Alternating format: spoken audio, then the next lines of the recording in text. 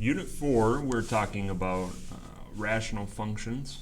So in section 1, what we need to do, we need to take a look at variation functions first. So this is going to tie right into rational functions. So there are two variations that we're looking at. We're looking at direct variation and inverse variation. So here is an example of direct variation. So y equals kx. So this is tied to linear functions. So this is just like mx. So your k is going to be your slope on direct variation. So y is directly proportional to x. So direct variation we know is linear. And inverse variation is y equals k over x. So k is going to be a constant, so just a number over x. So the variable is in the denominator. And y is inversely proportional to x. So whenever you hear these two phrases, they're going to tell you what to do, what kind of function you're going to write or use. First thing we need to do is identify what we're dealing with. So 2 times x, this is going to be direct variation.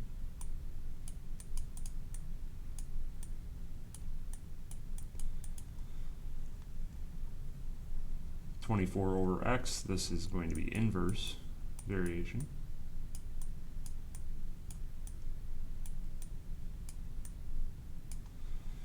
If we solve for y first, we would have y equals x over 3, or also 1/3 x. So this is a direct variation. Because like I said, we could write it like this as well. 1/3 x. If we solve for y here, we have y equals 36 over x, so this is inverse. If we solve for x or y here, we would have y equals 2x over 5, or just 2/5 x. This is direct variation. So being able to identify these is key, but we need to make sure that we're solved for y first before we identify. Looking at example 2, if y is directly proportional to x, so that tells you right there that we are using a direct variation. So we need to be thinking y equals kx. They tell us y is 28 and when x is 7, so we can go ahead and plug that in. So y is 28, x is 7. We want to solve for k. So remember, just in algebra what we're doing, we're plugging in our known values and we are finding our unknown values. So k is going to be 4.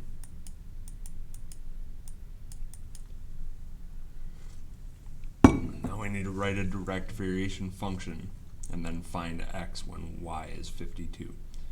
So we know our direct variation function, I'll actually write it down here, is y equals 4k, or 4x, sorry. And so all we're doing is plugging our k value back into our format, and then what we want to do here is plug in 52 for y and solve for x. So we're going to divide both sides by 4. So we have 52 over 4, which would reduce to 13. So x is 13. Alright, I'm going to skip over the checkpoints, save some time. Example 3, dollar amount D that Julia earns varies directly. So varies directly tells us we're dealing with direct variation as the number of hours h that she works. Okay, so we have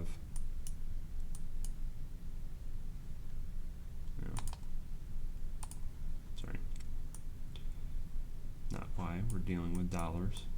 So dollars equals k times hours. So KH In her last paycheck, she earned $148.50.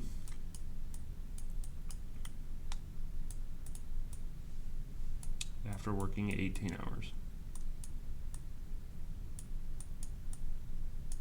So we go ahead and plug that in, divide both sides by 18.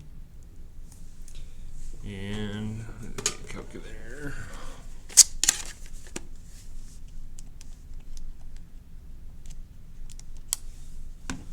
So 825. So she's making $8.25 per hour. So if her next paycheck is $90.75, how many hours did she work? So we know the dollar amount, so we're going to plug that back in. Equals 8.25. And then H. So we're solving for H.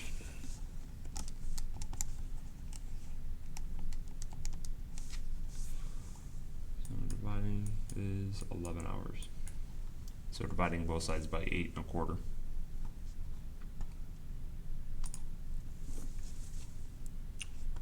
So next one, example 4. So we have if y is inversely proportional. So we're changing it up now. We're talking about inverse variations. So if y is inversely proportional to x, so this is what we're dealing with. We have k over x.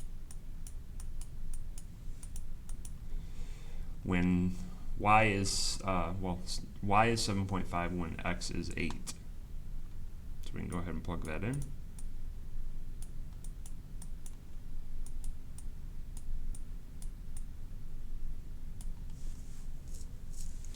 Okay, we're going to multiply, that should be 60. Let's double check here. Yep. K is 60. So inverse variation function is y equals 60 over x. And then find x when y is 5. So y is 5.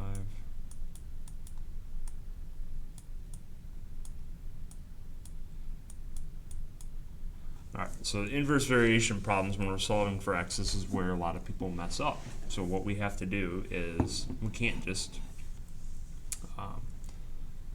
divide both sides by 60. That doesn't work because x is in the bottom. So what we need to do, we need to think about this. So that's 5 over 1. This is 60 over x. We know if we flip two fractions, they stay equivalent. So this is 1/5 equals x over 60. Okay, so now we can multiply both sides by 60. So if we multiply both sides by 60, we should end up with 12, because that's going to become it's going to become 60 over 5. So we're going to have to divide. So x is 12. Okay, so the other thing, and we talked about this before, when we're right here, we can go ahead and switch the x and the 5. So whatever's underneath, if the variable's in the bottom, we can flip it with whatever's on the other side of the equation, as long as we take everything over that's over on the other side. Alright, so number 5. Time it takes Adam to drive to Disney World varies inversely, so varies inversely, with his average rate of speed. Okay. If it takes Adam 10.8 hours at an average speed of 50 miles per hour, how long will it take him at an average speed of 60 miles per hour? Alright. So we have, let's see, time it takes him varies inversely. So t equals k over average rate of speed. Okay, so that's right. So if we say it takes Adam 10.8 hours Average speed of 50 miles per hour, so that's his rate.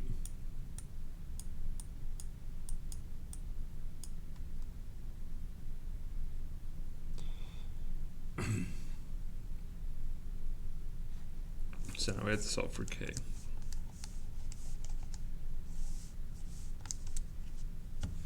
So K is 540.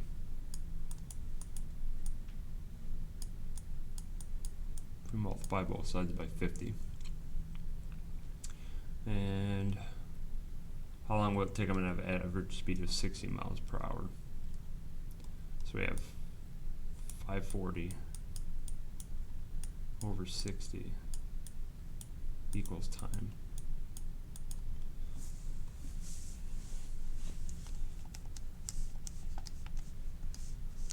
So it should be 9. Yep. T equals 9. So 9 hours of driving 60 miles an hour. So not that much quicker, but a little quicker.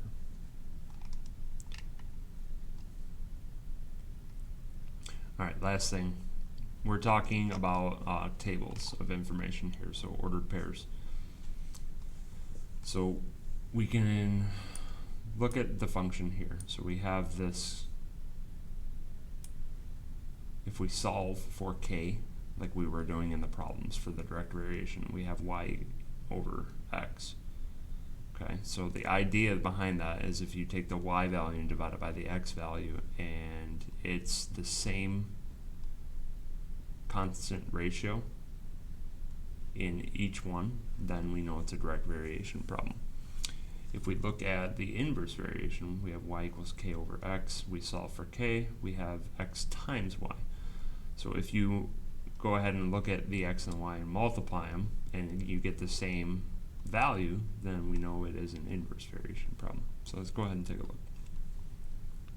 So looking here, I want to see if we can divide. So Y divided by X. So negative 12 divided by 2 is negative 6. And negative 6 divided by 4 is not negative 6. So we know it's not a direct variation problem. Joe Manzo, if you're in the building, can you come outside of room 110? Joe Manzo to room 110. Thank you. Sorry for that. So now we need to move on to inverse. Is it an inverse variation problem? So we can multiply it. So 2 times negative 12 is negative 24. 4 times negative 6 is negative 24. And then 6 times negative 4 is negative 24. And so negative 3 and 8 is negative 24. So they're all negative 24 when we multiply. So we are multiplying, so we know that we're dealing with an inverse variation. So we're right inverse.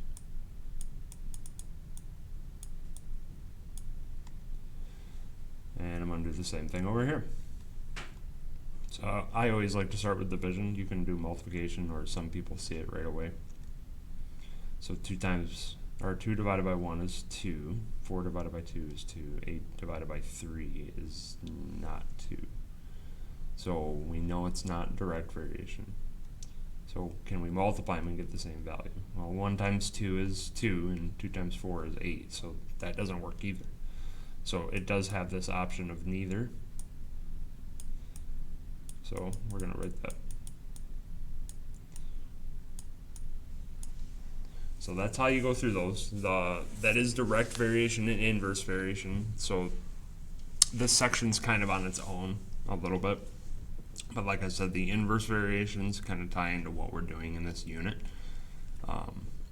So make sure we have this down. The story problems are sometimes a little tricky. We just have to be careful on the wording. And we've talked about the wording that we need to be looking for, the inversely and the directly. So let me know if you have any questions, and we can talk.